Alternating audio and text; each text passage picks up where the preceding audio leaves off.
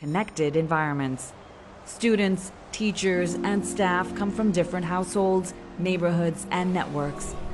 This risk can be minimized by adopting 4 key safety measures at school and home: ensuring physical distancing in and out of classrooms, regularly disinfecting school premises. While the learning continuity of students is important, it's not more valuable than their safety, and that the reopening of schools is not permanent. And if there is a new rise in infection rates, they will have to be shut down again. Who is Julie A? March 20th, Paris, France.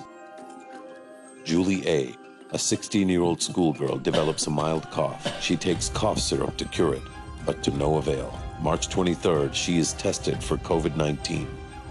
March 24th, her results come back positive. Julie A has COVID-19. There is a Julie A in every country and every city in the world.